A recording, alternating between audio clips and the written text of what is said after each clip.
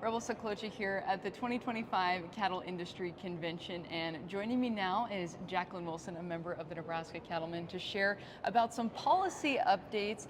Give us a rundown on what you've been working on this week and some of the conversations that you've been having. Sure, Rebel. Well, thanks for the invite first off. So we just started on our Animal Health and Wellbeing Committee, and Nebraska Cattlemen brought forth a resolution called International Arrivals. And where that policy came from is I've had the opportunity over the last 20 years to travel extensively overseas and spend numerous days on beef cattle operations and packing plants, and then also on other farms, everything from swine to poultry to even like exotic animals. And one of the things that I noticed is 20 years ago, when we would cross back into the U.S., when go through customs, you would usually get this white card, and it would always ask, have you been on a farm or ranch? If you had been, you were pulled aside, the bottom of your shoes were usually disinfected, they made sure that they went through your luggage and didn't see anything that could possibly contaminate the food supply system here in the U.S. Times have changed, and now customs, of course, with budget cuts and efficiencies, have programs like global entry. That question is no longer being asked in the extent it first was. And not only that, but we're not seeing any of the posters or kind of memos that are around the airport saying, hey, there's a possibility if you've been on a farm or ranch or even in a foreign country that you could potentially bring back a disease that would be catastrophic to our food system here in the U.S. So Nebraska Cattlemen, we got together, we decided to, and we adopted this policy at our state convention in December to just say that, we support increased surveillance because we feel that the surveillance at the borders, and we're talking mostly specifically on this about airports and then also like ports of entry for say like cruise ships, has become lax, and we need to do a better job to make sure that we are protecting our food supply chain, not only in Nebraska, but all across the U.S.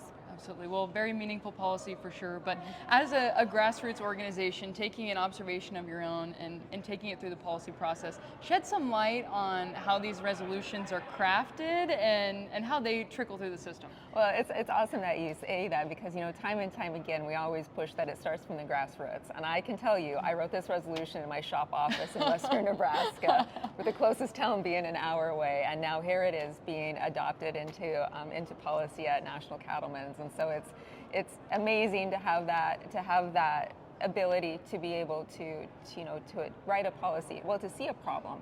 I think that's it. First off, to see a problem, to write a policy, to bring it to staff at Nebraska Cattlemen, and then to membership, and then they adopt it, and then be able to take it to the national level. And now hopefully we'll see at the board of directors meeting this week if it gets adopted as interim policy until our summer business meeting, which takes place this summer, where then it might be hopefully will become adopted as full policy of the association. And then what that does is that gives the DC staff of NCBA the ability to go out and to lobby for this and to hopefully, we hopefully come out against things like budget cuts on customs and whatnot, and instead, promote like surveillance and all those things that we really need to ensure our food safety. Certainly. Well, we're biased when it comes to Nebraska Cattlemen's membership, but as someone who is intricately involved in this process, what encouragement would you offer to Nebraska beef producers at home who may not be involved quite yet? I think the encouragement is you have to have a reason why you want to be involved. You have to find value in that membership. And as somebody who has been involved on both the state, national, and even the international level, the membership to me is one of the things I take the most pride in, is because I see firsthand how it affects our industry in a positive manner.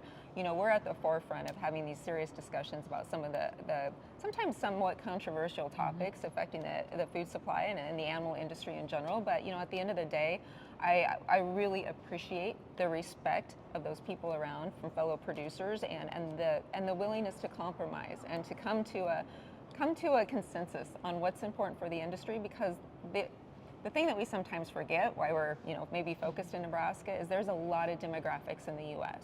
There's a lot of different types of producers, a lot of different type of topographies, and a lot of different types of marketing systems. And so it's always great to get everybody into the room, have those conversations, and maybe realize that we are a little bit different, but there are some things that we definitely agree on. Awesome. Well, Jacqueline, thank you for your time today, and thanks for sharing this information. Awesome. Thanks, Rebel.